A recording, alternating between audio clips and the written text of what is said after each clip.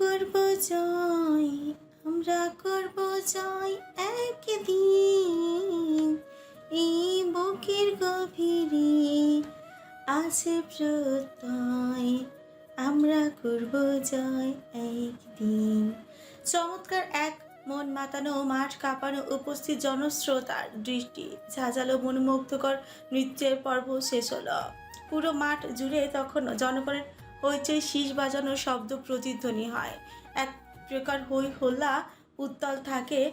লোকারণ্যের পুরো মাঠের অত্রপাশ সম্পূর্ণ ঘেরাও করে ভর্তি।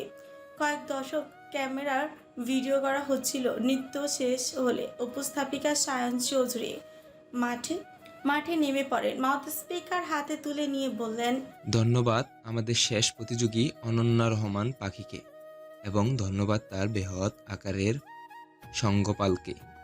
চমৎকার এক নৃত্য পরিবেশনের মাধ্যমে আজকের নৃত্য প্রতিযোগিতা শেষ হলো। এবার আমরা মাঠে ডেকে নিব নৃত্যের বিচারক স্বয়ং শিক্ষামন্ত্রী জাকিয়া সুলতানা ম্যাডামকে। নওয়াফের পাশ থেকে উঠে গিয়ে শিক্ষামন্ত্রী জাকিয়া সুলতানা শাড়ির কুচি ধরে মাঠের মধ্যে নেমে গেলেন।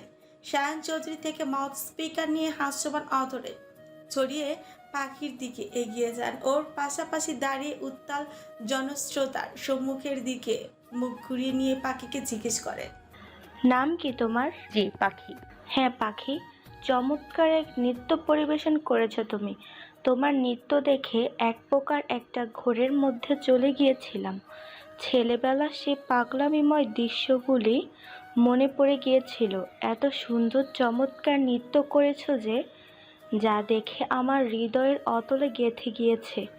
একটা সময় ছিল যখন আমি কিশোরী ছিলাম, তখন তোমার মতো নৃত্য করতাম। নৃত্য আমার অনেক পছন্দের একটি শখ ছিল বলতে পারো।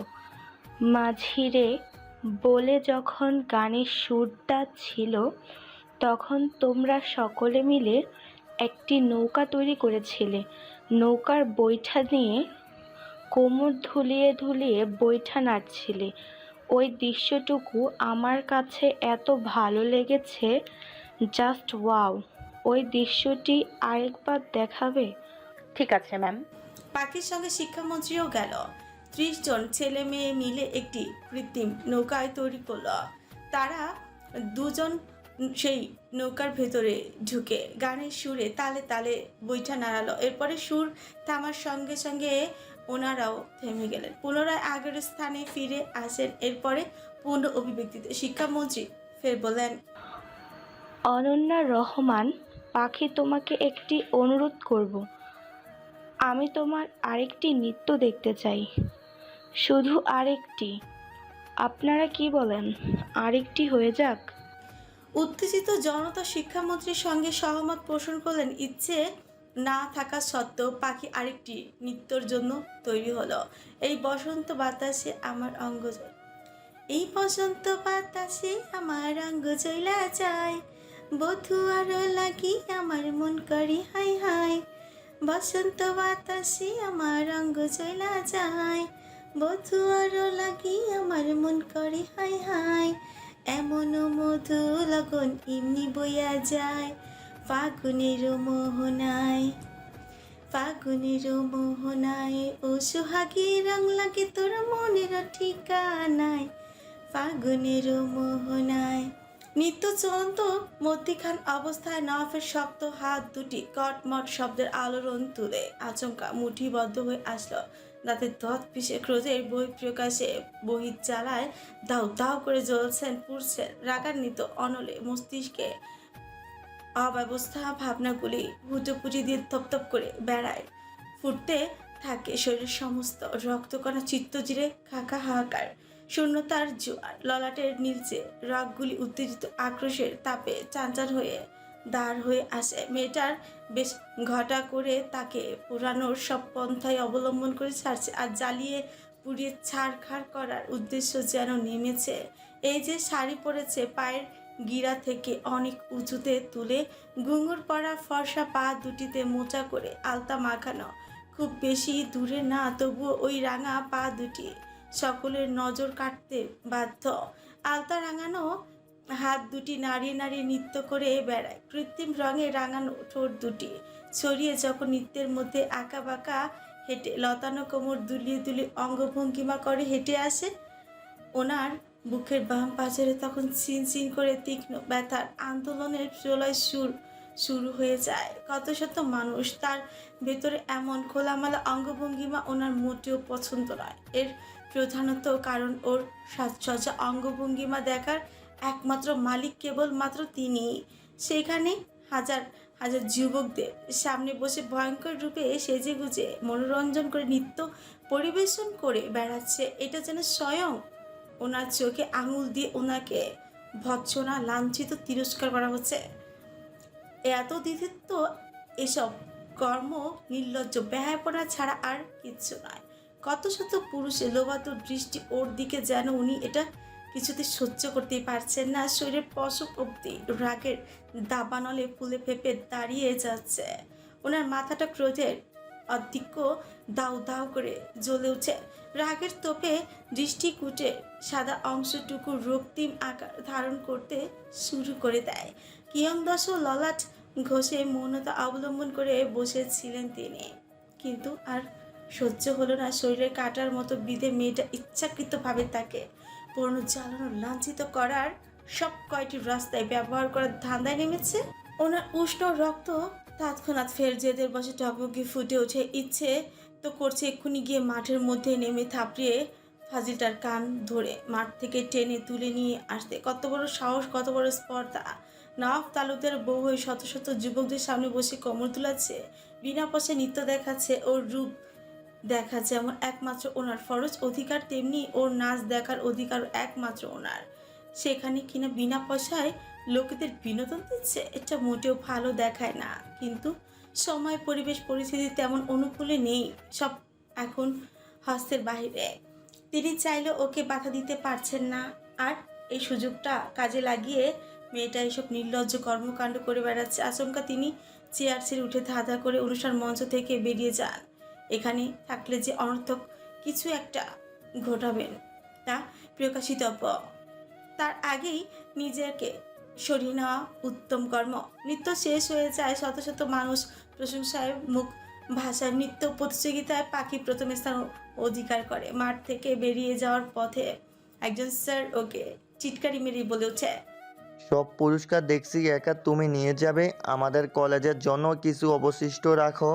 পাখি চোখ ছোট ছোট করে উড়ন্ত ঠোঁটে হাসি ফেলে বলল, কি যে বলেন স্যার, এখনো ইসলামী সঙ্গীত, কবিতা আবৃত্তি, কৌতুক, যেমন খুশি তেমন সাজো, এসবের পুরস্কার তো আমি নেইনি, সেসব রেখে গেছি, আপনারা নিয়েন। ওইসবে অংশগ্রহণ করলেও তাও নির্ঘাত নিয়ে নিতে, ভাগ্যিস তাতে করনি।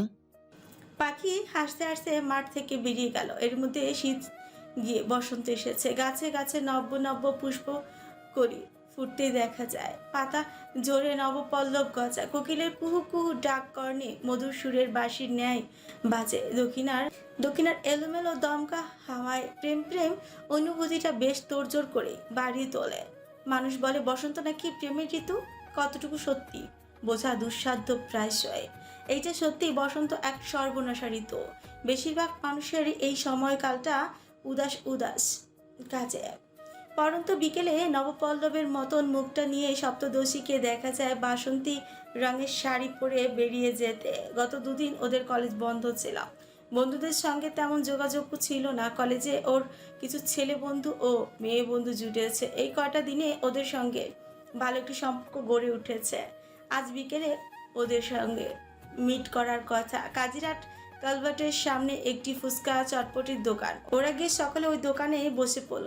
লাবিবা, তামিমা, ফাহিমা, শারাফাত, আতিক, এই 5 জন মিলে টেবিল জুড়ে গোল বৈঠকে যেন বসেছে। চটপটি আর ফুচকা অর্ডার দিয়ে ওরা গল্পের মেলা খুলে বসলো। কথার এক প্রসঙ্গে লাবিবা বলল, পাখি একটি গান ধরতো, সারা বছর তো স্যারদের গান শুনিয়ে এলি, এখন বন্ধুদের একটু শোনা।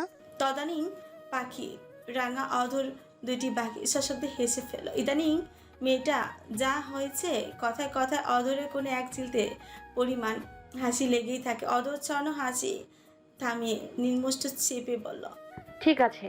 টেবিলে হাত দিয়ে তবলার মতন শব্দের তরঙ্গ সৃষ্টি করে তার সঙ্গে কয়েক কলি সুরও টানে। চাপা বনে অলি শনি আজ লোকচুরি কচুরি আলো ভরা কালো চোখে কি মাধুরী গো কি মাধুরী মন চাহে যে ধরা দিতে মন চাহে যে ধরা দিতে তবু সে লাজে সরে যায় মধুমালতী ডাকিয়ায়। ফাহিমা পাখিকে মাছ গতিপন্থীর মধ্যে থামিয়ে দিয়ে দিল চটপটে মুখবিরে। চটপট গলায় বলল, লাবিবার এখন বিরহ চলতেছে, নব্য ব্রেকআপ পার্ট সিজন চলছে। এই গানে পৌঁছাবে না সিস্টার? বেচারিকে একটি বিরহ ডিপ্রেশন গান শোনা। না না না, আমি আর পারবো না, বলি। না না বললে তো হবে না সিস্টার, চেষ্টা চালিয়ে যা, পারবি।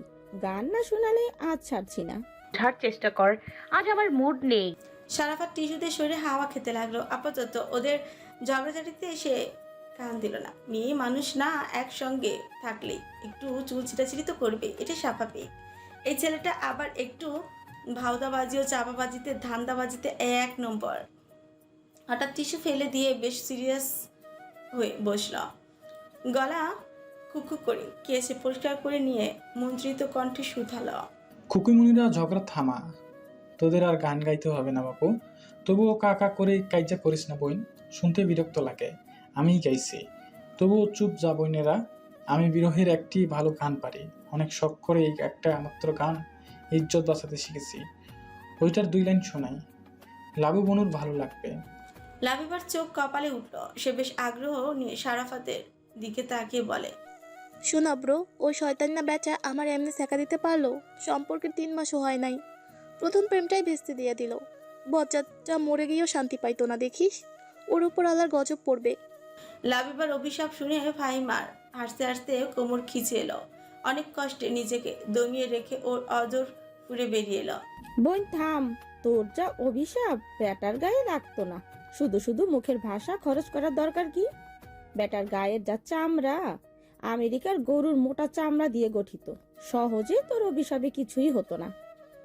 সারাফাত, তুই শুরু কর। লাবিবা ফাহিমার কথা শুনে মুখটা মলিন করে নিল। ফোঁস করে তপ্ত দম চালো। তামিমা অদর উল্টো ফাহিমকে ইশারায় চোখ রাঙিয়ে ধমকি দিল। তোকে পরে দেখে নিব, আগে লেবুকে শান্ত করে নেই।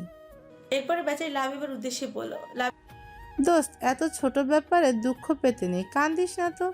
এক বেটা গেছে তো কি হয়েছে? দরকার পড়লে তোর জন্য 1000খানা বেটা খুঁজে এনে দিব। তবুও মুখটাকে ভেটকি মাছের মতো করে রাখিস না প্লিজ।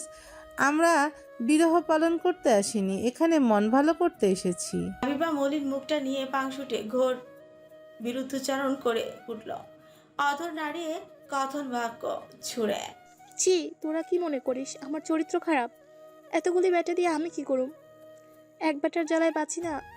চরিত্রবান আপারা, আপনাদের কথা সম্পূর্ণ হলে গানটা এবার শুরু করি। হ্যাঁ নিশ্চয়ই। সারাফাত গিটারের সুরের সঙ্গে পুরুষালী অধর জোড়া নাড়িয়ে ছড়িয়ে সুর তুলে, অতীতের কথাগুলো, পুরনো স্মৃতিগুলো মনে মনে রাইখো, আমি তো ভালা না ভালা লইয়াই থাইকো। লাবিবা আকস্মাত ওর গানের মধ্যে বাম হাত ঠুকিয়ে দিল। এই থাম থাম, এই গান শুনলে আমার মন খারাপ হয় না, বিশ্বাস কর দোস্ত। বিরহটা ভালোভাবে উপলব্ধি করতে পারি না, বরং খালি মুখ ছিলে হাসি হাসি ভাব আসে। প্লিজ দোস্ত, একটা কষ্টের গান শোনা, যেটা শোনার পর আমি চিল্লাই চিল্লাই কানমু, শয়তান ব্যাটার অভিশাপ দিমু। এই চেংড়ি, তুই চুপ থাক। তোর না এখন বিরহ পাঠ চলতেছে? তোর মুখ থাকবে এখন ঘুটঘুটে কালো, ঘন বর্ষাকালের মেঘের মতন অন্ধকার। তুই চোখে থাকবে টই টুম্বুর অশ্রু, টালমাটাল আষাঢ় মাস। ঝরঝর করে সারাদিন চোখ দিয়ে পানি পড়বে। সারাক্ষণ স্যাড এন্ডিং গান শুনবি, ফ্যাস ফ্যাস করে কাঁদবি, চোখের জলে বালিশ ভাসাবি, কাঁদতে কাঁদতে টিস্যু দিয়া পুরো ঘরময় ভর্তি করে ফেলবি। তা না করে তুই কেন এত পটর পটর করতে যাবি? আমরা সেটা শোনাবো, সেটাই শুনবি। তোর মন থাকবে এখন উদাস উদাস, কোনো কাজে মনোযোগ দিতে পারবি না। সারাক্ষণ ওই ব্যাটা বল্টুর কথা ভাববি, ওর সঙ্গে কাটানো মুহূর্তগুলো মনে করে কাঁদবি, চোখের জল ফেলবি। তবেই না বিরহ পুরোপুরিভাবে উপলব্ধি করতে পারবি। কিন্তু আমার চোখে তো কোনো জল আসে না। না এলেও চেষ্টা কর, এসে যাবে। এইটা কোনো কথা হইল? জল না এলে জোর করে কেমনে আনমু? আরে ভাই, কান্নার কত টেকনিক জানা আছে। যদি সত্যি সত্যি চোখে জল না আসে তবে পেঁয়াজের রস দিয়ে কাঁদ। তবুও তোর এখন একটু কাঁদা উচিত, কি বলিস তোরা? নয়তো বিরহেকে পরিপূর্ণভাবে অপমান করা হবে, ঘোরতম অপমান। বিরহের মতন গুরুত্বপূর্ণ একটি শব্দ তোর এত অপমান, অবজ্ঞা, লাঞ্ছনা সহ্য করতে না পেরে সে বেচারা আত্মহত্যা করবে দোস্ত। এমন একটি মর্মান্তিক ঘটনা কোনো মতে মেনে নেওয়া যায় না, বল? কিন্তু আমার তো কান্না আসছে না। ওকে রোস্ট প্যাক করা বাদ দে গাধি। পাখি তুই একটা স্যান্ডেন্ডিং গান শোনাতো, লাবিবার সঙ্গে আমরাও একটু বিরহটাকে বসন্তের পরন্ত বিকালের দমকা হাওয়ার সঙ্গে উপলব্ধি করি। এটা কিন্তু লাস্ট বার, হ্যাঁ, এরপর আর পারবো না। পাখি কুককুক করে কেসে গলা পরিষ্কার করে নিয়ে মৃগ দৃষ্টিজোড়া ঝটপটিয়ে বিস্তৃত খোলা আকাশে নিবদ্ধ করে নিল। এরপর সুমধুর কণ্ঠ সুর তোলা। কেন প্রীতি বারাইলা রে বন্ধু, ছেড়ে যাইবা যদি? কেন প্রীতি বারাইলা রে বন্ধু, ছেড়ে যাইবা যদি? কেমনে রাখিব তোর মন, কেমনে রাখিব তোর মন, আমার আপন ঘরে বাঁধিরে বন্ধু, ছেড়ে যাইবা যদি? কেন প্রীতি বারাইলা রে বন্ধু, ছেড়ে যাইবা যদি? গানটির সঙ্গে ওর জীবনের কালো অধ্যায় কিঞ্চিত সাদৃশ্য খুঁজে পেল। গানটি গাইতে গিয়ে ওর দৃষ্টিজোড়া অস্পষ্ট ও ঝাপসা হয়ে আসে। মনে পড়ে গেল নৃশংস সেই অতীতের কিছু অপ্রার্থিব অধ্যায়, লোমহর্ষকর দৃশ্যটুকুর কথা। চোখের সামনে ভেসে উঠল সেই লাঞ্ছিত বিভৎস অতীত, যেখানে তাকে মিথ্যে অভিযোগে অভিযুক্ত করা, সবার সামনে বসে অপমান করা হয়েছিল। উন্মুক্ত উঠোনে বসে সমগ্র এলাকাবাসীর সম্মুখে ওকে লাঠিঘাত করা হয়েছিল। ওর আব্বার চুল ন্যাড়া করে কালি মাখিয়ে দেওয়া হয়েছিল। ওসব মনে উঠতেই ওর চোখ ফেটে চোখের কান হিসেবে অশ্রু গড়াতে চাইল। তার আগেই সকলে আড়লে সে সযত্নে মুছিয়ে নিল। আর মনে পড়ে গেল নওয়াফের সেই জনসম্মুখে বসে ওকে অপমান করার কথাগুলি, যখন তার গলা চেপে ধরে ছিল, ছোট লোকের বাচ্চা বলে গালি দিয়েছিল। সিমরানকে ওর চোখের সামনে বসে কোলে তুলে নিয়েছিল। সিমরানের মাথাটা গিয়ে ঠিক ওনার বুকেই ঠেকেছিল। সেসব মনে উঠতেই ওর গলাটা অবরুদ্ধ ও ভীষণ ভারী হয়ে আসতে চাইল। কলিজাটা এফর ওফর হয়ে আসে। কেউ যেন তীর ঠুকিয়ে বুকটাকে ফালা করে দিচ্ছে। দৃষ্টিজোড়া পুনরায় ঝাপসা হয়ে এলো। নিজেকে ধাতস্থ করে নিয়ে পুনরায় শুরু করলাম। গরম জ্বালা সইতে নারী, দিবানি শিখাদিরে বন্ধু, ছেড়ে যাইবা যদি? কেন প্রীতি বারাইলা রে বন্ধু, ছেড়ে যাইবা যদি? গান পুরোপুরি শেষ হওয়ার আগে ওর কাশি উঠল। মেয়েটা কুকু করে কেসে থেমে গেল। কাশতে কাশতে মৃগ নয়নে সে জল জমল। হাত বাড়িয়ে পানি খেতে গিয়ে দেখলো গলাটা পুরোপুরি অবরুদ্ধ। সেই অবরুদ্ধ গলা দিয়ে পানি কিছুতেই নামছে না। ওর ভীষণ কষ্ট হলো ততটুকু পানি গিলতে। বলে দাও কাকে ক্ষমা করব, যার নাম মনে উঠলে কলিজার মধ্যে সুই ফোটে, যার বিশ্বাসঘাতকতায় আজও গলদেশে জল আটকায়, দম ফুরিয়ে আসে, দৃষ্টি ঝাপসা হয়ে নয়ন ভারী লাগে। তাদের মতন নরকদের ক্ষমা হয় না, ক্ষমা করা উচিত তো নয়। জীবনে জীবন্ত যারা নরহত্যা করে তাদের ক্ষমা এত সহজ নয়। মনোযোগ দিয়ে লাবিবাদের গান শোনার কথা থাকলেও ওরা মনোযোগ দিতে পারেনি। ও যে অন্তঃকরণের সমস্ত রস চুষে নিয়েছে ভয় নামক শব্দটি। ওদের মনের করণ জুড়ে কেবল অজানা ভয় ভয় অনুভূতির সৃষ্টি। কেননা পাখির ঠিক 2 ইঞ্চি পেছনে পাঁচ ঘেঁষে লম্বাটের দাপুটে এক সাহসী পুরুষ বসা। তার মুখভঙ্গিমা যথেষ্ট শান্ত ও গাম্ভীর্য। ইট কালারের শার্টটি ফর্সা, শরীরে আঁটো পরিধান করা, সঙ্গে হোয়াইট প্যান্ট, পায়ে দুটিতে হোয়াইট স্নিকার্স। দেখা গেল সিল্কি চুলগুলি মৃদু বাতাসে নড়ে ওঠে। দামি ঘড়িটি যেন লোকটার সৌন্দর্য আরও বাড়িয়ে তুলেছে। ওনার সূক্ষ্ম নিখুঁত দৃষ্টিজোড়া সপ্তদশীর উপর নিবদ্ধ। উনি এসেছেন ঠিক গানের মাঝামাঝি সময়।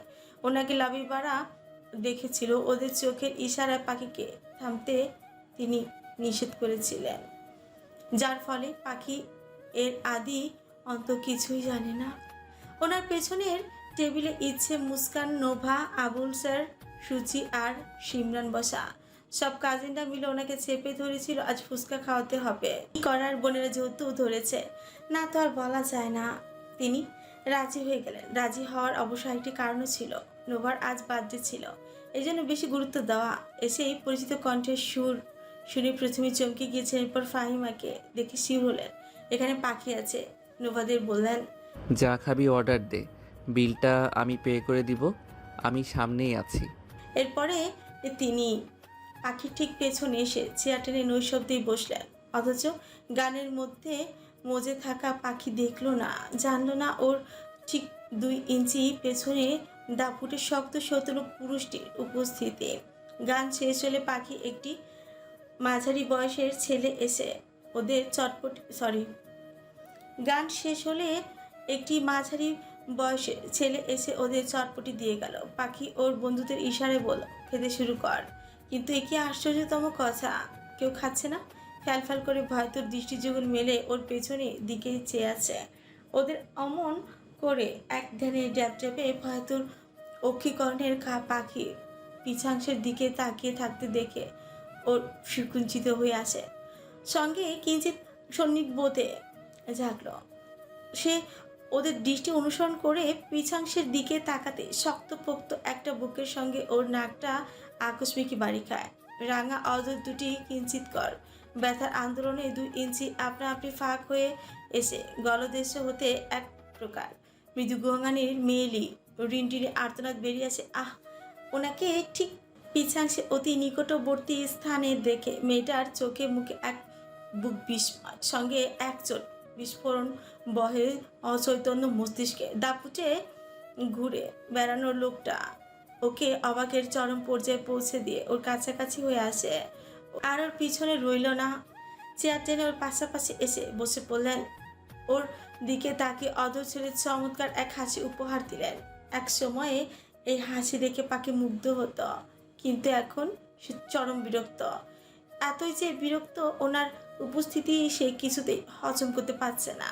ওদের মধ্যে ফাঁকা কেবল 3-4 ইঞ্চি দূরত্বই হবে। দ্রুত ঘুচিয়ে গালে হাত দিয়ে ওর মুখটা দিকে তাকিয়ে রন তিনি। উজ্জ্বল শ্যামবর্ণ মুখটায় আজ মেকআপের প্রসাধনী ছোঁয়া পেয়েছে। মায়াবী আখি জোড়ার মোটা করে কাজল মাখানো অদর দুখানি রক্ত জবার ন্যায় কৃত্রিম রং দিয়ে রক্তিম বানিয়ে রেখেছে। বাসন্তী রঙের শাড়ির আঁচলটি আর শাড়ির পাড়ের খয়েরি রঙের ওর পরনে বেশ মানিয়েছে। শাড়িতে বরাবরই মারাত্মক লাগে মেয়েটাকে, আজ যেন একটু বেশি মারাত্মক লাগছে। হয়তো প্রেমিক পুরুষ বলেই বেশি মারাত্মক মনে হয়েছে। খোপা করা চুলে কাঠগোলাপের গাজরাটি বেশ নজর কাটছে। কয়েক গুচ্ছ চুল কানের পেছনে দিয়ে এসে গালের উপরে উঠছে, খেলা করছে। ওনার বড্ড হিংসে হলো চুলগুলিকে। সে কেন ওর চুল হলো না? তাহলে মেয়েটাকে একটু ছুঁয়ে দেখার ইচ্ছে সার্থক হতো। তার মনোহরণকারীকে দেখতে দিন দিন ভীষণ মায়াবী ও আগুন সুন্দরী হয়ে উঠেছে। এই সপ্তদশী কামিনী যে তার এক সময়ের ধ্বংসাত্মক এক সর্বনাশের মূল মন্ত্র, কারণ হয়ে দাঁড়াবে তা স্পষ্ট। দিনে দিনে মন্দে পরিণত করেছে মেয়েটা তাকে। প্রতিটি রাতে স্বপ্নে এসে জ্বালাচ্ছে, পুরুষত্ব হরণ করে দাঁড়িয়েছে। মেয়েটা প্রতিদিনের ন্যায় আজ আর চোখের চশমা পরে। মৃগ নয়ন দুটি ওনাকে বজ্র প্রলুব্ধ করে টানছে। উনি নিখুঁতভাবে ওর সৌন্দর্যগুলি গিলে গিলে নিচ্ছিল, আর নিবেই না বা কেন? এই রসগোল্লা আগুন শুধু সপ্তদশী মনোহরণকারিণী একমাত্র যে তার ব্যক্তিগত সম্পত্তি, এই বাঘ তিনি কাউকে দিবেন না, না কাউকে না। সর্বদা বুকে পোষ মানিয়ে রাখবেন। মেয়েটা ওনার দিকে তাকালো না, চটপটির প্লেট টেনে চুপচাপ খেতে শুরু করে দিল। চামচ দিয়ে চটপটি মুখে নেওয়ার সময় ঝুনঝুন করে লাল চুরিগুলির শব্দের তরঙ্গ উচ্ছ্বাস ওনার উৎকর্ণে সর্বনাশ করে ছাড়ছে। বক্ষে পটে চিনচিনে সূক্ষ্ম ব্যথা ছড়িয়ে তোলে। তিনি কাশজল বক্ষের বাম পাশটা সস হাত চেপে তোলেন। ওর মুখটার দিকে তাকিয়ে অধর কামড়ে মুচকি হেসে বললেন, মরেছি রে মরেছি। ইস কি ভয়ঙ্কর সুন্দর। পাখি ওনার কথা রাজ্য করল না, কানেও তুলল না, পুরোপুরি অবজ্ঞা উপেক্ষিত করে খাওয়া মনোযোগী হলো। গরম গরম চটপটির মধ্যে বোম্বাই মরিচের ঝাল দেওয়া খেতে দারুণ স্বাদ। চটপটি মুখে দেওয়ার আগে ফু দিয়ে জুড়িয়ে মেয়েটা বেশ শান্ত যত্ন সহকারে খাচ্ছিল। নব সুনিপুণ মনোযোগে ওর খাওয়ার দৃশ্যটুকু গালে হাত দিয়ে গিলে নেয়, যেন কত সুন্দর একটি দৃশ্য দৃষ্টি ঘুরিয়ে নিয়েই হারিয়ে যাবে। ভারী অদ্ভুত।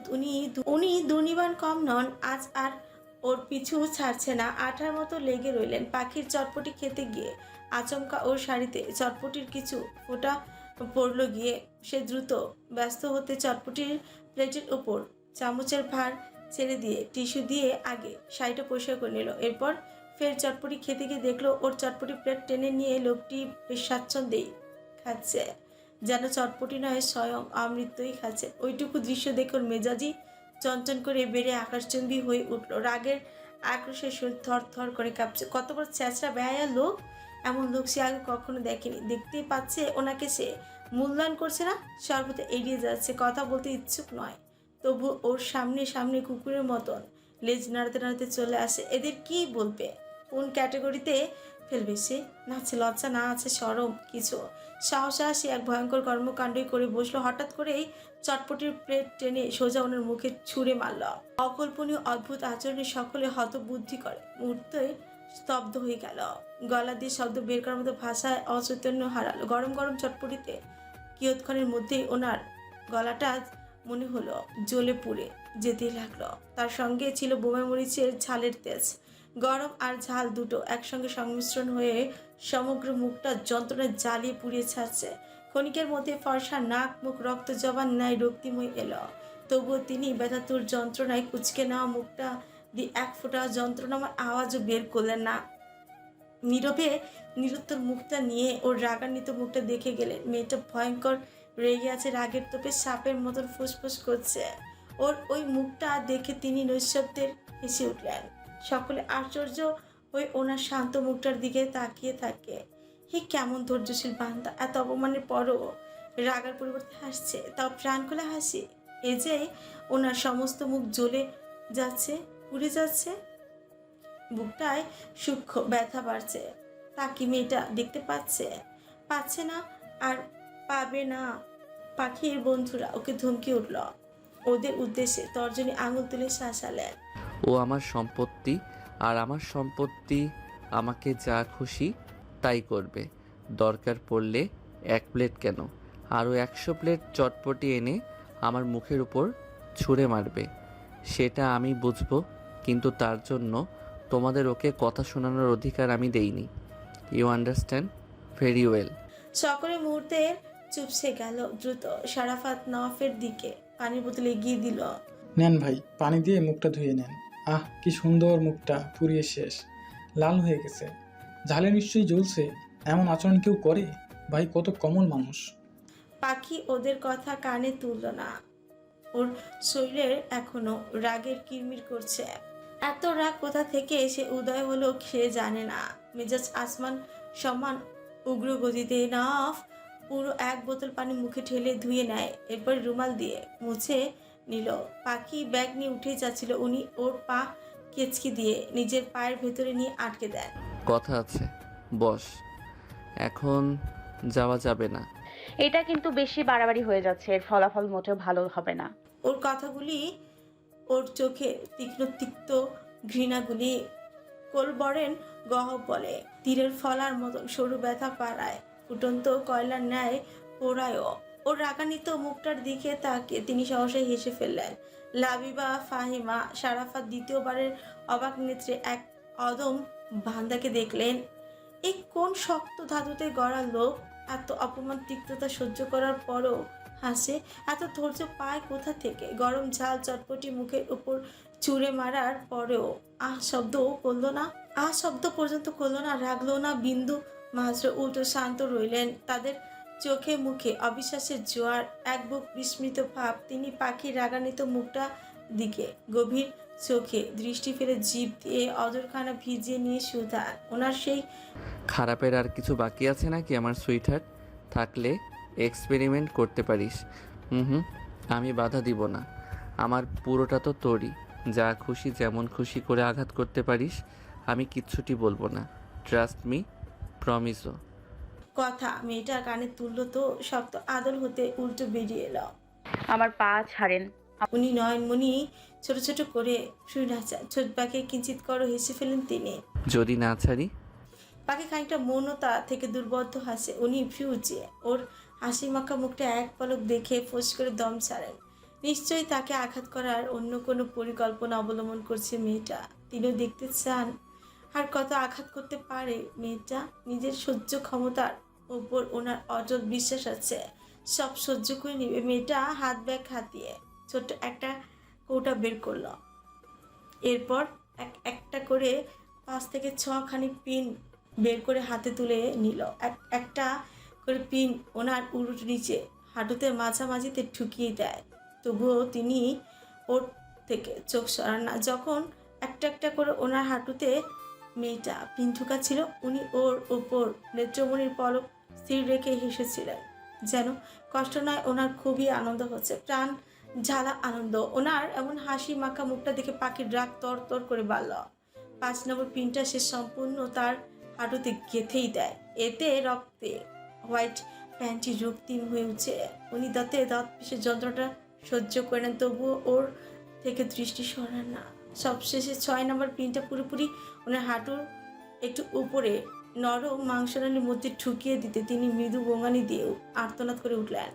সঙ্গে সঙ্গে পা সরিয়ে নিলেন। পাখির মুখে বিশ্বজয়ের হাসি। ওনার পাশ কাটিয়ে কাঁধে ব্যাগ ঝুলে নিষ্ঠুরের মতন শক্ত বদনে বেরিয়ে যায়। পাখি বেরিয়ে যাওয়ার কিছুক্ষণ পর নোভারা আসে। ওরা আসলে একটু কসমেটিক্সের দোকানে গিয়েছিলাম। এসে দেখলো নওয়াফের হাঁটুতে রক্তাক্ত, আর উনি ভাবলেন কোনো গভীর হিসেব মিলাতে যেন ব্যস্ত। ব্যথায় কাতরানো বিন্দুমাত্র চিহ্ন নেই ওনার চোখে মুখে। নোভা অতি দ্রুত অস্থিরতা নিয়ে ছুটে আসে, ব্যস্ত হয়। দেখে হাঁটুতে মোট 6টি পিন ঢুকানো। এমন ভয়ঙ্কর গা কাঁপানো দৃশ্য দেখে নোভার কলিজা পর্যন্ত কেঁপে উঠল। এমন নিষ্ঠুরের মতন সর্বনাশী কাণ্ডটি কে করলো? এই মুহূর্তে মস্তিষ্কে নিউরনে শুধু একটাই নাম আসলো, আর সেটা হলো পাখি। হ্যাঁ, আর কারো আঘাত মুখ বুঝে সহ্য করার মতন ছেলে তার ভাই নয়। তাই তো তারাই সুযোগ দিয়ে নিয়ে তার ভাইটাকে মেয়েটার শারীরিক মানসিক উভয় দিক দিয়ে আক্রমণ করে যাচ্ছে। তখন তো দেখেছিল মেয়েটার পাশে নওয়াবকে বসতে, এই জন্যই বুঝি আঘাত করেছিল। এছাড়া এমন আঘাত কেউ করতে পারে না। আর তার ভাই এত শান্ত থাকার কথা নয়। নওয়াবের চোখে মুখে ব্যথার কোনো চিহ্ন নেই, কেমন রোবটের মতো বসে আছে সে। নোভা কাপা কাপা হাতে অশ্রু ঝাড়তে ঝাড়তে একটা করে পিন তুলেছিল। নওয়াব চোখ মুখ খিচে রয়। নোভা ওনার পিঠে আলতো করে চর বসায়। কুত্তা হয়েছে একটা, বেহায়া নির্লজ্জ কুত্তা। এত অপমানিত লাঞ্ছিত হয় তবুও পিছু ছাড়ে না। উনি নিরুত্তাপ। তবে নোভার গালি শুনে অধর দন্তের তলদেশে পিষে মনে মনে মিটি মিটি হাসেন। রক্তাক্ত হাঁটুতে হাত বুলিয়ে ফের নোভা জুকরে কেঁদে উঠছে। আচ্ছা, তুই কি আদৌ কোনো মানুষ রে? এত কষ্ট যন্ত্রণা পাচ্ছিস, তবু টুটাও শব্দ পর্যন্ত করছিস না, আওয়াজ করছিস না। এমন কোনো মানুষের আচরণ হয়? এই নওয়াব, আমার কথা শুনতে পাচ্ছিস তুই? তাকা আমার দিকে। জোরপূর্বক নওয়াবের মুখটা নোভা নিজের দিকে ফিরিয়ে নিয়ে ওর দিকে তাকাতেই বাধ্য করে। দেখলো ওর দাপুটে পুরুষটার চোখ দুটিতে জল ছিকছিক করছে। ওর বুকটা সহসা ছলাৎ ছলাৎ করে উঠছে। চোখের সামনে ছোট্ট ভাইটাকে কষ্ট পেতে দেখে তার ভেতরে হিংস্র ভাবটা জেগে ওঠে। আমি ছাড়বো না ওই মেয়েটাকে, কিছুতেই ছাড়বো না। সোজা মেরে ফেলবো। আমার ভাইয়ের মতন শক্তপোক্ত একজন মানুষকে ভেঙে চুরে মানসিকভাবে আঘাত করছে তো করছেই, এখন আবার সঙ্গে শারীরিকভাবেও আঘাত করছে। এটা কিছুতেই মেনে নেওয়া যাচ্ছে না। আজ এর একটা হেস্তনেস্ত বিচার করেই ছাড়বো। কাকে আঘাত করতে যাচ্ছ তুমি আপু? নিজের ভাইকেই? ওর সম্পূর্ণ দেহ মনটা যে আমারই, সেখানে তুমি কাকে আঘাত করবে? নিজের ভাইকে নিজেই আঘাত করতে পারবা? তুই তুই কি আদৌ মানুষ? এমনভাবে কেউ মরার মতন বেঁচে থাকতে পারে? পারে। এই যে আমি বেঁচে আছি। আছিস তো, দুমড়ে মুচড়ে প্রাণ ছাড়া বেঁচে আছিস। এটাকে কেউ বেঁচে থাকা বলে? এর চেয়ে মরে যাওয়া অনেক ভালো। নফ ওর বোনের অভিমানী কথা শুনে সামান্যতম হাসে। কিয়ৎক্ষণ নোভা তার ছোট ভাইটার মুখটার দেখে, চোখের পানি হাতের উল্টো পিঠ দিয়ে মুছে নিয়ে নেয়। এরপরে বেশ সিরিয়াস হয়ে সতর্কতার সঙ্গে উরুর ওপর শেষের পিটি টেনে তুলে নিল। নফ বলে, দেখি পিনগুলি আমার হাতে দাও। চুমা টুমা তো কিছুই দিল না, সর্বনাশী। যাক, তার পরিবর্তে কিছু পিন দিয়ে গেল। এসব আমি আবার জমিয়ে রাখবো, বুঝলা? এত টাকা খরচ করা মোটেও ভালো নয়, বরঞ্চ এসব জমিয়ে রেখে এক সময়ে ওকে আমি এইগুলো গিফট করব। নোভা ওনার কথা শুনে ওনার চুল এলোমেলো করে দিয়ে হেসে ওঠে। সাদে কি তোরে বেহায়া কুত্তা বলি? এত কিছু হয়ে যাওয়ার পরও ওর পিছু ছাড়ছিস না? তুই জানো না ও আমার কি হয়? ওকে ছাড়লে অকালে তুমি তোমার ভাইকে হারাবে। কথাগুলি বলে উনি বেরিয়ে যান। নোভা হতভম্ব হয়ে যায়। চৈতন্য ফিরতে দৌড়ে নফের পিছু পিছু হাঁটে। ছেলেটা ঘুরিয়ে ঘুরিয়ে হাঁটে। নোভা গিয়ে ওনার এক হাত তার কাঁধে তুলে নেয়। স্কুলের পেছনে ঝালমুড়িওয়ালার দোকানের সামনে গিয়ে দেখলো মেয়েটাকে বন্ধুদের সঙ্গে ঝালমুড়ি ভাগাভাগি করে খাচ্ছে, আর কিছু হাস্যকর কথার তালে তালে গা দুলিয়ে হেসে উঠেছে। নোভার জেদ লাগলো, রাগ ছাড়লো, ভয়ঙ্কর রাগ। সর্বনাশী একটা! আমার ভাইকে রক্তাক্ত করে দিয়ে ওখানে বসে আমোদ ফুর্তি করছে। দেখাচ্ছি ওর আমোদ ফুর্তি করা। ওকে আজ আমি জন্মের শিক্ষা দিব। এসব হুম, তুমি ওর গায়ে বিন্দু মাত্র টাচ করবে না। ও আমার প্রাণ। যদি অন্তত নিজের ভাইয়ের ভালো চাও তাহলে ওকে ওর মতন থাকতে দাও। কথাগুলি বলে তিনি হাঁটতে শুরু করেন। নোভা হতাশ হয়, চরম হতাশ। মেয়েটার আসক্তিতে যে তার ভাই পুরোপুরি মজে আছে এটা আর বলার বাকি থাকে না। তবে মেয়েটা যে হারে হিংস্র ও প্রতিশোধ পরায়ণ হয়ে উঠে পড়ে লেগেছে তার ভাইকে আঘাত করতে, সে জানে না এর ভবিষ্যতের ফলাফল কী হবে। এরই মধ্যে এক সায়ং সন্ধ্যায় কাজল রেখা 3 সন্তানকে নিয়ে নৌকা ভ্রমণে বের হলেন। আকাশে মস্ত বড় থালার ন্যায় জ্যোৎস্নার চাঁদ। চাঁদের আলোয় চতুর্দিকে চিকচিক করছে, নদীর পানি থই থই করে। স্বাধীন বইটা হাতে নৌকায় বাই কাজল রেখা পাখিকে বুকের সঙ্গে জড়িয়ে রাখেন। মুক্তি পাশ ঘেঁষে বসে। অনেকদিন পর আজ কাজল রেখার একটু গান শুনতে ইচ্ছে করলো। পাখিকে এই প্রথম তিনি নিজ থেকে আগ্রহ নিয়ে বললেন, একটা গান শোনা তো মা। পাখি এবং মুক্তি একসঙ্গে বিস্ফোরিত নয়নে চমকপ্রদ হয়ে যায়। তাদের চোখে চোখে চলে অদৃশ্য এক কথোপকথন। কি হয়েছে ওর আম্মার? যে মহিলা কোনোদিনও গান পছন্দ করতেন না, গান শুনে বিরক্ত হতো, সে কিনা আজ গান শুনতে চায়। এটা এক চরম অবাক করার বিষয়। তবে পাখির ভালো লাগলো। ওর আম্মা আর আগের মতন কঠিন ধাতুতে গড়া নেই, আগের চেয়ে অনেক কোমল হয়ে এসেছেন। এখন যতটুকু কাজবিহীন সময় থাকে ওদের সঙ্গে গল্প করে সময় কাটা এই মুহূর্তগুলি পাখির নিকটে অনেক ভালো লাগে। পাখি আনন্দের সঙ্গে গানের একটি সুর টানে। কে যাস রে ভাটির গাং পাইয়া, আমার ভাই ধন রে বইল নায়র নিতে আইসা তোরা। কে যাস, কে যাস। গানের মধ্যে একটি ট্রলার এসে ওদের নৌকার বেশ খানিকটা কাছাকাছি। তখন মেঘের আড়ালে চাঁদ মামা ঘাপটি মেরেছে। তিমিরের মধ্যে একটি লাইটের আলো এসে ওদের নৌকার মধ্যে কাজলেখার মুখের উপর পড়ে। তিনি সঙ্গে সঙ্গে বিক্ষিপ্ত হয়ে উঠছেন। তালুকদার বাড়ির পুরুষদের চরিত্র খারাপ জানতাম, কিন্তু এতটা খারাপ আশা করিনি। ট্রলারের ভিতরে তালুকদার বাড়ির গোষ্ঠী শুদ্ধ সব ছিল। নিখিল আর নওয়াফকেও দেখা গেল। প্রথমে কাজল রেখার কণ্ঠ শুনে অবাক হলেও পরবর্তীতে নিজেকে শান্ত রেখে নেন তিনি। কাজল রেখা ডান পাশে, পাখি মুখটা উল্টো দিকে ঘুরে থাকার কারণে মুখবীর দেখা যাচ্ছে না। মেজবান তালুকদার কাজল রেখার কথা শুনে সশব্দে হেসে উঠলেন। সুন্দরী রমণীরা এমন মাঝরাত্রে নৌকা নিয়ে ঘুরে বেড়ালে যদি জিন ভূতে ধরে, তাই লাইট মেরে দেখলাম। মেজবান তালুকদারের কথা শুনে নিখিল কুকু করে কেসে উঠে। শালার বাপ পুতে মা মেরে জ্যামনি নিয়ে টানা হেঁচড়া শুরু করে দিয়েছে। তাতে এলাকার মধ্যে একটা লঙ্কা ঝঙ্কা চাঞ্চল্যকর ঘটনা ঘটিয়ে ছাড়বে। সে ওসব আর ভাবল না। গলা ছেড়ে কাজলেখাকে ডেকে উঠল। খালা, সন্ধ্যা রাত্রে নৌকা নিয়ে কোথায় গিয়েছিলেন? হাওয়া খেতে গেছি। সন্ধ্যাত্রের হাওয়া অনেক উপকারী তো, তাই। কাজল রেখা স্বাধীনের উদ্দেশ্যেই বলল। নৌকা বাড়ির দিকে ঘোরা আজ এতটুকুই সীমাবদ্ধ। ধীরে ধীরে নৌকা ওনাদের দৃষ্টিসীমা পার হয়ে চলে যায়। নিখিল একটা কথা বুঝলো, নফ আর কাজল রেখার কিছু একটা একই ধাতুতে গড়া। দুজনই আচরণ ব্যবহার কিছুটা হলেও মিল আছে। কোনো প্রশ্ন করলে বেশিরভাগই তারা উত্তর দিবে। পরদিন ছিল শুক্রবার। নফ গোসল করে এসে আলমারি খুলল। অনেক দিন পাঞ্জাবি পরা হয় না, আজ একটি পাঞ্জাবি পরে জুমার নামাজ পড়তে যাবেন। হঠাৎই নজর পড়লো হাতের বাম পাশে পাখির অনেক শাড়ি আর থ্রি পিস ছিল আলমারিতে। যেমনই ছিল ঠিক তেমনি আছে। মাঝে মধ্যে ট্রি হোমে আসলে মেয়েটা এসে পড়তো। তিনি নাক ভরে ওর কাপড়ের গন্ধ শুকে নিলেন। অনেক ভালো লাগলো। কতটা দিন গেল, বছর গেল। মেয়েটার সঙ্গে ওনার আগের মতো মিল মহব্বত নেই সে মধুর সম্পর্ক। ওর শাড়ির পাশে হ্যান্ড পেইন্টিংয়ের দুটো পাঞ্জাবি উনি এতদিন খেয়ালই করেনি, আগে কখনো দেখেননি।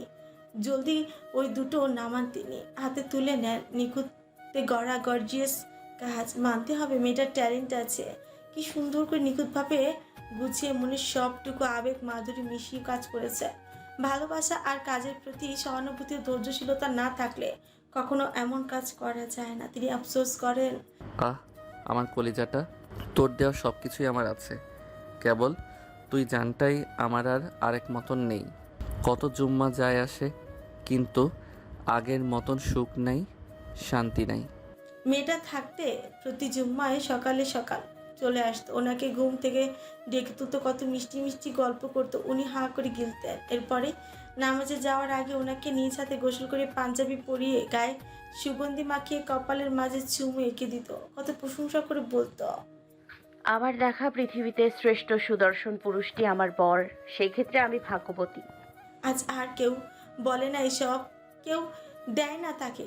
গোসল করিয়ে সাজিয়ে গুছিয়ে মসজিদে যেতে তৈরি করে কতগুলো দিন চলে গেল। মেয়েটার স্পর্শ ওনার শরীরে লাগেনি, ঘৃণায় তাকায় না পর্যন্ত। সেখানে আবার স্পর্শ করবে, সেটা হাস্যকর নয় কি? এসব মনে উঠলে তার বুকটা ফালা ফালা হয়ে যায়। মেয়েটার সঙ্গে যখন সময়গুলি কাটাতেন, ওই মুহূর্তগুলো স্বর্গের মতন ছিল। কিভাবে যে ক্ষণগুলি কেটে যেত টের পেতেন না। শুধু তার প্রিয়তমা ছিল না, ও ভালো থাকার সুখের চাবিকাঠি ছিল। ওনার ঘরে সন্ধ্যা প্রদীপ ছিল, সেই প্রদীপের আলো আর ওনার ঘরে পড়ে না। চির অন্ধকার করে দিয়ে মেয়েটা হারিয়েছে। আসবাবপত্র ঘরে যেমন তেমনটাই আছে, নেই শুধু ঘরে সৌন্দর্য সুবাস ছড়া সেই ফুলটি, আলো ছড়ানো প্রদীপটি।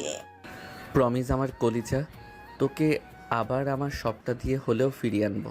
তুই ছাড়া আমি থাকবো না, না রে, থাকবো না, শেষ হয়ে যাব। এই যে প্রতিটা দিন, প্রতিটা রাত আমি ধুকে ধুকে শেষ হয়ে যাচ্ছি। কেউ দেখতে পাচ্ছে না আমার ভেতরটা, কাউকে দেখাতেও পারছি না, বোঝাতে পারছি না কতটা কষ্টে দিন রাত পার করছি। ভাগ্যের নির্মম পরিহাসে আজ সর্বোচ্চ সব হারা পথিক আমি। দম ফুরাবার আগ মুহূর্তেও যেন তোকে এক সেকেন্ডের জন্য হলেও আমার পাশে পাই, এটাই আমার শেষ চাওয়া। পাখির দেওয়া একটি পাঞ্জাবি পরেই তিনি নামাজ পড়তে গেলেন। দুপুরে আর ট্রি হোমে ফিরলেন না। রেস্টুরেন্ট থেকে দুপুরের লাঞ্চ কমপ্লিট করে নিলেন। বিকেলের দিকে মৃধা বাড়ির দিকে হাঁটতে বের হলেন। তখন গোধূলি লগ্ন। কাঠের বেঞ্চিটিতে বসে পাখির রং চায় স্বাদ নিচ্ছিল মেয়েটার। শরীরে লং স্কার্টের সঙ্গে ঝোলাঠালা একটি ফতুয়া পরা, গলায় আবার একটি স্কার্ফ ঝোলানো। দেখা যায় সঙ্গে আজ নিখিলও আছে। দুজনে খোঁজ গল্প করছিল। পাখি বার কুদ্দুসের প্রশংসাই করছিল। কুদ্দুস ভাই, ঠিক মতন চা বিক্রি করলে রীতিমতো তুমি বড়লোক হয়ে যাইবা। চাপা মারা বন্ধ করো। পাখি ফ্রু নাচায়, দুপা বেঞ্চের উপর উঠিয়ে বিজ্ঞ লোকেদের মতন বসে পড়ে। পাশে গরম চায়ের কাপ রেখে হাত নাড়িয়ে নাড়িয়ে বলে, শোন নিখিল ভাই, কুদ্দুস ভাইয়ের চায়ের স্বাদের মতন এমন লেবুর চা তুমি সমগ্র কাজির হাট ঘুরে কোনো দোকানে পাইবা? হ্যাঁ, তা সত্যি পাবো না। আচ্ছা, লেবু পাতার চা সব জায়গায় পাওয়া যায় না। ঠিক এইটাই, এজন্য আমি কুদ্দুস ভাইয়ের চায়ের প্রশংসা করেছি। কথাটা বলে হাসতে হাসতে নিজের চায়ের কাপে ছুতে গেল। ওমা, তার চায়ের কাপ হয়ে গেল। জায়গাটি সম্পূর্ণ ফাঁকা। ও আশ্চর্যতম চোখ মুখ নিয়ে আশেপাশে খুঁজে, হায় হায়, গেল কই তার শখের চায়ের কাপটি? কুদ্দুস পাখির পেছনে তাকে মুখ টিপে হাসে। আচমকা পাখি ঘাড় ঘুরে পেছনে তাকে দেখলো নেভি ব্লু রঙের পাঞ্জাবি পরা দাপুটে লোকটা ওর চায়ের কাপে চুমুক বসিয়েছে। শুধু চুমুক বসায়নি, ওর পাশ ঘেসে তপ করে বসেও পড়ে ওর মুখের দিকে তাকিয়ে মুচকি সমেত হাসি উপহার দিল। পাখি ছট করে উঠে পড়ে, জুতা পরে রাগে ক্ষোভে হনহনিয়ে চলেই যাচ্ছে। নফ গরম চায়ের কাপটি কাঠের বেঞ্চের উপর নৈশব্দে রেখে নেত্রপলক ঘুরিয়ে ওর ধা ধা করে হেঁটে যাওয়ার দৃশ্যটি দেখছিল। নিখিল ওদের নীরব যুদ্ধ দেখতে দেখতে ক্লান্ত, সে উঠেই যাবে ভেবেছিল। এরই মধ্যে দেখলো পাখি ফের ধা ধা করে দোকানের দিকে ছুটে আসছে। এসে ছো মেরে নওয়াফের সামনে থেকে গরম চায়ের কাপটি টেনে নিয়ে সাহসা ওনার মুখ সুন্দর মুখটার উপর ছুঁড়ে মারল। চাটা এতটাই উত্তপ্ত গরম ছিল, ওনার সুন্দর মুখটার উপর ছুঁড়ে মারার সঙ্গে সঙ্গে মনে হলো পুরো মুখটা যেন গরম পানিতে সিদ্ধ হয়ে গেল। নিখিল পুরাই হতভম্ব। দ্রুত কুদ্দুসের থেকে ঠান্ডা পানির বোতল এনে নওয়াফের মুখের উপর ঢেলে দিল। এরপরে কুদ্দুসের গামছাটা এনে ওনার মুখটা মুছে দিল। গরম ফর্সা মুখটা মুহূর্তের মধ্যে লাল হয়ে ফুলে উঠেছে, তবুও তিনি শান্ত। মুখে বিন্দুমাত্র যন্ত্রণার ছাপ নেই। চুপচাপ ওনার ধূসর দৃষ্টিজোড়া জমিনের দিকে স্থির রাখেন। পাখি চুপচাপ নিখিলের শক্ত মুখটা দেখে নেয়। নিখিল তেড়ে যায় পাখির দিকে, ওর শরীর ঝাঁকিয়ে রাগের তোপে বলে ওঠে, তোর ভেতরে কি মানুষত্ববোধ মরে গেছে রে পাখি? এমন অমানুষের মতন আচরণ কেউ করে? তা কেড়ে নিয়ে খেয়েছে মানলাম, সেটা ওর দোষ ছিল, কিন্তু তুই ওটা খেতি না? অন্য একটা অর্ডার দিতি, তাই বলে গরম চা মুখের উপর ছুঁড়ে মারবি? এটা কোনো মানুষের আচরণ হতে পারে? গরম চাটি মাত্র কুদ্দুস তোকে দিয়েছিল, তুই গরম দেখে খেতে পারলি না, রেখে দিলি ঠান্ডা হলে খাবি বলে। যদিও 1-2 চুমুক দিয়েছিলি, তখনই ঠিক আন্দাজ ছিল কতটুকু গরম। সে গরম চা মানুষ হয়ে মানুষের মুখের উপর ছুঁড়ে মারলি কি করে? ওই দিন আবার গরম চটপটিও ছুঁড়ে মেরেছিস। এসব কি পাখি? কাউকে এড়িয়ে চললে নীরবে এড়িয়ে যা, এভাবে আঘাত করে নয়। এইটারে আর কি বলবো, শালা নিজেই একটা যন্ত্রণা মানব। ভিতরে কোনো প্রাণ আধো আছে কি না জানি না, এত যন্ত্রণা আঘাত দেশ, তবুও ছেঁচড়ার মতন সেই তোর পিছু পিছু ঘুরবে। তোদের যদি কামড়াকামড়ি করতে ইচ্ছে করে, তাহলে আমার সামনে বসে আর করিস না বাপু, আমার পিছু বসে করিস। এত জ্বালা যন্ত্রণা আর নেওয়া যায় না। দিন দিন তুই প্রতিশোধ পরায়ণ হয়ে যাচ্ছিস। পাখি গাদুলিয়ে হেসে উঠল। নিখিল ভ্রু কুচিয়ে এক চোট অবাকতা নিয়ে ওর সুশ্রী মুখশ্রী প্রান্তে দিকে চাইল। হাসালে আমায়, আমি প্রতিশোধ পরায়ণ হয়ে উঠেছি না? ভালোই প্র্যাঙ্ক করছো। আমি যদি প্রতিশোধ পরায়ণ হয়ে উঠতাম না, তোমাদের তালুকদার বাড়ির মানুষের কোমরে গামছার তেনাও থাকতো না, মুখ লুকানোর জায়গাও খুঁজে পেত না। ওনাকে আঘাত করছি বলে তোমার খুব লাগছে নিখিল ভাই? লাগবেই তো, তোমাদের রক্ত বলে কথা। তবে তোমাদের রক্তের গন্ধ দূষিত কেন? এক প্রকার দুর্গন্ধে ভরা। খানিকটা থামে, ঘন ঘন দম ফেলে এলোমেলো বৃষ্টিছাপটা, এরপরে শুকনো গলাদেশ লালা দিয়ে ভিজিয়ে নিয়ে ফের বলে, ওনাকে আঘাত করেছি বলে তুমি আমায় ধমকাচ্ছ, কথা শোনাচ্ছ। আসলে তুমি কি জানো আমি কোনো মানুষকে আঘাত করিনি? একটা চারপায়ে জানোয়ারকে আঘাত করেছি, যে কোনো মানুষের কাতারেই পড়ে না, যার ভিতরে মনুষ্যত্ববোধের বিবেক মরে গেছে। এসব কি বলছিস পাখি? মাথা ঠিক আছে?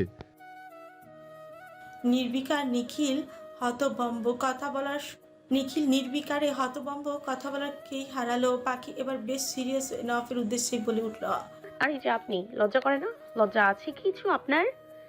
হ্যাঁ না, না অপমান ভাগে কম পড়ে গেছে কোনটা? ওর কথা শুনে গম্ভীর মুখী দাপুটে ভরা লোকটা আকস্মাৎ চট করে উঠে দাঁড়ায়। পাখি দ্রুত পিছপা হয়। যত যাই বলুক মুখে মুখে ওনার শারীরিক শক্তির কাছে সে কেবল একটা বিড়াল মাত্র। তবে কাউকে আঘাত দিলে শারীরিকভাবে নয়, মানসিকভাবেই করলে যথেষ্ট। কেননা শারীরিক আঘাতের চেয়েও মানসিক যন্ত্রণাটা আঘাতটা মনোবল নষ্ট করতে কার্যকরী বেশি হয়, আর এর প্রভাবও পড়ে বেশি, যেমনটা সে প্রতিনিয়ত ওনাকে করে যাচ্ছে। পাখি যখন ভাবুকে ব্যস্ত, তখনই উনি চট করে ওর ঠোঁটের উপর একটি চুমু দিয়ে ঝড়ের গতিতে হেঁটে চলে গেলেন। পাখি স্তব্ধ হয়ে গেল। নির্বিঘ্নে কতক্ষণ চৈতন্যহীন ছিল বলা বাহুল্য। চোখে মুখে একচোট বিস্মিত আশ্চর্যজনিত এক ভাব। হুঁশ ফিরতে সে রাস্তার পাশ থেকে ইটের একটি টুকরো তুলে নিল হাতে, তুলে ওনার শরীরে মারতে নিখিল এসে পাখির হাত থেকে জোরপূর্বক ইটের টুকরোটি কেড়ে নেয়। রাগান্বিত স্বরে থমকে উঠছে, পাগল হয়েছিস? আপনি দেখেননি ওই লোকটা কি সাংঘাতিক এক কর্ম করলো? এত সাহস পান কোথা থেকে উনি? নিখিল ভাই, ওনাকে সাবধান হতে বলুন, নয়তো ওনার মৃত্যু আমার হাতে লেখা আছে। তুই এখন বাড়ি যা, আমি দেখছি ব্যাপারটা। আপনি কি দেখবেন তা আমি জানি না? আমি নিজেই দেখে নিব ওনাকে। এবার যদি ওনার মুখ না ফাটিয়েছি তবে আমার নামও পাখি না। তাকে সাবধান হতে বলবেন, নয়তো এর পরিণাম ভয়াবহ খারাপ হবে। সকাল সকাল এমন বিভ্রান্তিকর অপরিকল্পনীয় পরিস্থিতিতে পড়ে যে নিজেকে হেনস্থার শিকার হতে হবে কল্পনাতেও তিনি ভাবান্তরে বসেননি। ক্লাবের সামনে হেঁটে আসছিলেন, সেখানে এসে দেখলেন এক প্রকার জটলা বেঁধে লম্বা তুমুল ভিড়। উদ্বিগ্ন চিত্তের রেশ ধরে ওনার হৃদয় স্বল্পখানিক কুঞ্চিত হয়ে আসে। ললাট মাঝে তিনখানা ভাঁজ ফুটিয়ে অগ্রসর পুরুষতে কিঞ্চিত পরিমাণ স্থান দিয়ে উকি দেন। শুনলেন সেই ভিড়ের মধ্যে তুমুল কথোপকথনের বাক্য ঝড় হুটুপুটি দিয়ে ছুটে চলে। তিনি উদ্গ্রীবতার সঙ্গে বিষণ্ণ মেঘমন্ত্র অন্তরস্থলে ভিড় ছেলে ভেতরে প্রবেশ করে দেখলেন সপ্তদশী মেয়েটা বেধরে পিটিয়ে যাচ্ছে একটি ছেলেকে। ছেলেটার বিবস্ত্রতম নির্দয় দশা আকুতি বিনতি করেই যাচ্ছে, তবুও মেয়েটার থামার বিন্দু মাত্র ঝরে অন্তঃকরণে এক ফোঁটা মায়া জন্মায়নি। মেয়েটার এমন শক্ত নৈতিকতা দেখে ওনার ললাট জুড়ে সূক্ষ্ম ভাজে ফের কুচকে আসে, পকেটে হাত ঝুঁকে গভীরতম ভাবুকে বসে। সচরাচর সপ্তদশীর এমন শক্ত কঠিন আচরণ তিনি আগে কখনো লক্ষ্য করেননি। নিশ্চয়ই এর পেছনে লম্বা ব্যাখ্যা আছে। মেয়েটার দু চোখ যেন দাবানলের অগ্নিকুঞ্জ। এই তো কিছুক্ষণ আগের ঘটনা। তখন বেলা করে 9টা মৃধাবাড়ির থেকে কলেজে যেতে লাগে প্রায় 20 মিনিট, কিন্তু সপ্তদশী বের হয় সকাল 7:40-এ। এর বিশেষত কারণ রয়েছে। রাস্তা দিয়ে হেঁটে যেতে লাগে 10 মিনিট, প্রাইভেটের সামনে গিয়ে দাঁড়ায় আবার 10 মিনিট, মোট 20 মিনিট এখানেই যায়। 8টায় ইংলিশ টিচার সাইদ স্যারের প্রাইভেট শুরু হয়, এরপরে 9টায় আবার সে কলেজে যায়। বরাবরের মতন সকাল 7:40-এ বেরিয়ে ক্লাবের কাছাকাছি আসতে শুনতে পেল সকাল সকাল ইয়াসিন সুরার মধুর সুরধ্বনি। বেশ ভালোই লাগলো, মনটা ফুরফুরে হয়ে এলো। রমিজকে দেখা গেল চেয়ার টেবিল গুছিয়ে পরিষ্কার পরিচ্ছন্ন করতে, এরপরে ক্লাব ঘরে ঝাড়ু দেয়। দাপুটে পুরুষটি বুঝি এখনো আসেনি। আসলে ক্লাবের সামনে এখন চেয়ার পেতে বসতেই দেখতো নিশ্চয়ই রোজ নিয়ম করেই বসে, বিশেষ করে 9টার দিকে যখন ওর প্রাইভেট ছুটি হয়। ক্লাবের সোজাসুজি হয়ে সে দাঁড়ানো, মাঝখানে রাস্তা, তার ওপাশেই ক্লাব ঘর। পাখি ছটফটে অন্তকরণে বারংবার হাত ঘড়ি দেখছিল। 7:55 বেজেছে, আর 5 মিনিটের পরেই দ্বাদশ শ্রেণীর ছুটি হলে তারা প্রাইভেটে ঢুকবে। স্যার যে স্থানটিতে প্রাইভেট পড়ায় সেটা একদম ক্লাবের সামনাসামনি। সরু একটি রাস্তা আছে, সেটা দিয়ে একটু ভেতর গেলে ওদের প্রাইভেট পড়ার রুম। পাখির সঙ্গে আরো 10-12 জন মেয়ে দাঁড়িয়েছিল। হঠাৎ একটি ছেলে কুরুচিপূর্ণ মন্তব্য করে বসলো। তাতে ছেলেটা সীমাবদ্ধতা ছিল না, আরো এক ধাপ এগিয়ে গিয়ে নাভির ঠিক 3 ইঞ্চি নিচে হাত বুলিয়ে হাতের ইশারায় ওদের বাঁচে ইঙ্গিত দিল, যেটা ছিল সবচেয়ে অশ্লীল অপ্রদর্শিত একটু দৃশ্য। মোটেও সহ্য করার মতনই নয়, গায়ের উষ্ণ রক্ত টকবগিয়ে ফুটে ওঠার মতন। এমন একটি অপ্রস্তুত ঘটনার সম্মুখীন হয়ে প্রত্যুষকালটি মাটি হলো। পাখির মেজাজ সম্পূর্ণ আকারে বিগড়ে গেল। শরীর ফুটে রাগ যেন আকাশচুম্বী হয়ে উঠল।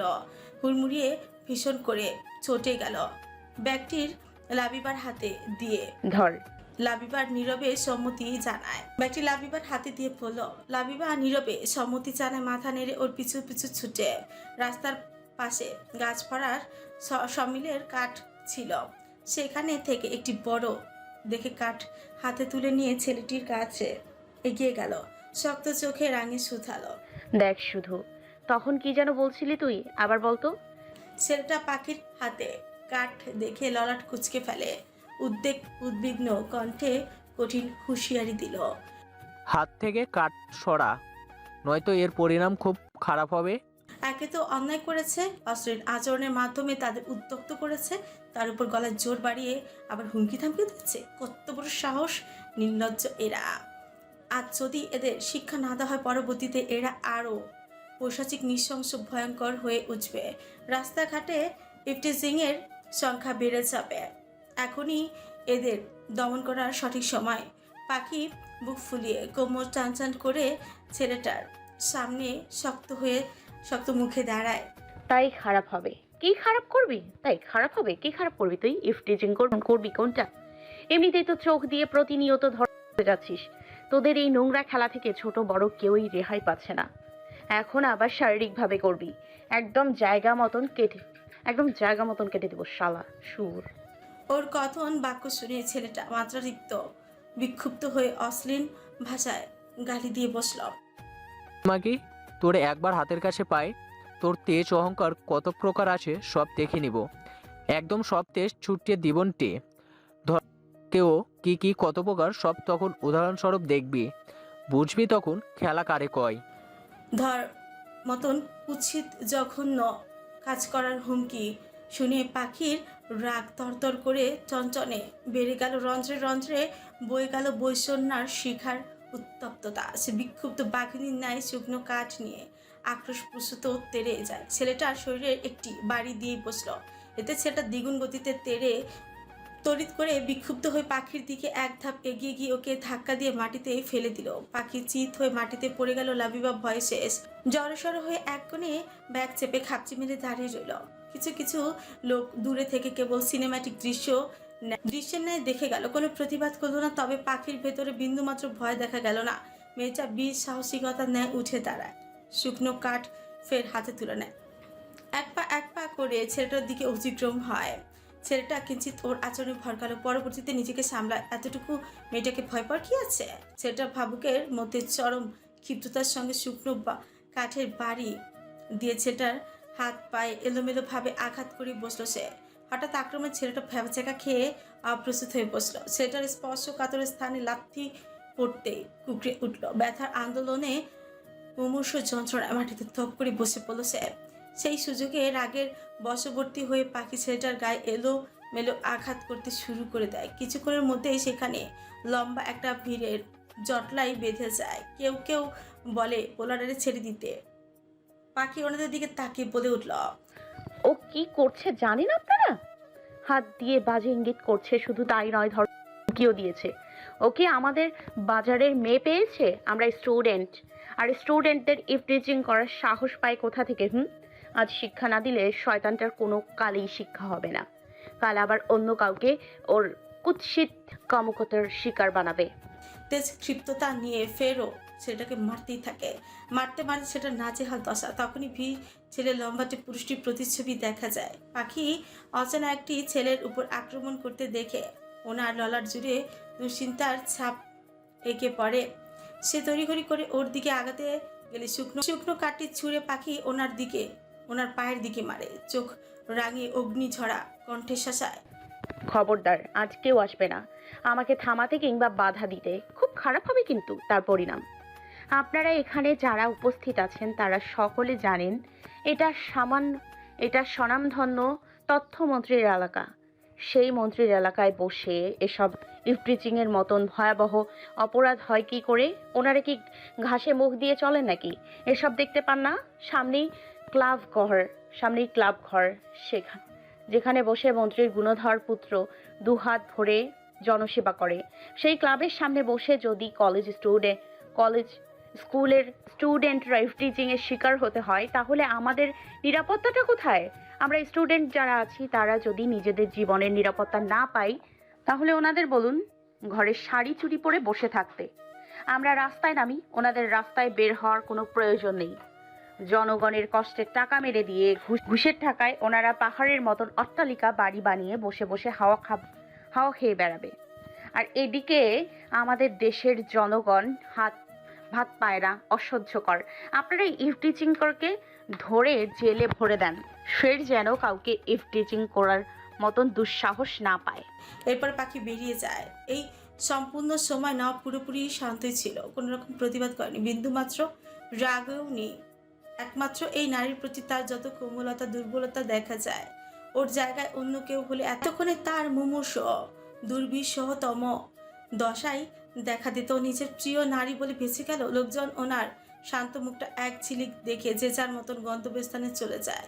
সকলে যেতে রমিজকে ডেকে বলেন, নিখিলের দোকানে যাবি, যা যা লাগবে আমি মেসেজ করে দিয়েছি, যা দ্রুত গিয়ে নিয়ে আয়, সময় কম, মাত্র 10 মিনিটস। এরপর সাফিন আর অয়নকে উদ্দেশ্য করে বলল, ছেলেটাকে এই রশি দিয়ে শক্ত করে বাঁধ। ওর আজ ক্লাস চলবে, গুরুত্বপূর্ণ ক্লাস।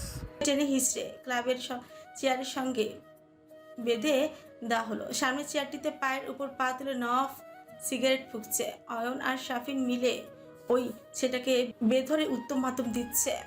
সেটা করুণ সুরে আহাজারি ক্লাব ঘরে চার দেয়ালের মধ্যে বিভৎসভাবে ভারী হয়ে উঠে এক প্রকার মুমূর্ষতার দশা। উনি বিরক্ত হন, চরম বিরক্ত। কানকালের মধ্যে ললাটের মধ্যখানে স্বল্পখানি কুচকেই নেন। ছেলেটার মুখের উপর এক লাথি ছুঁড়ে মারেন।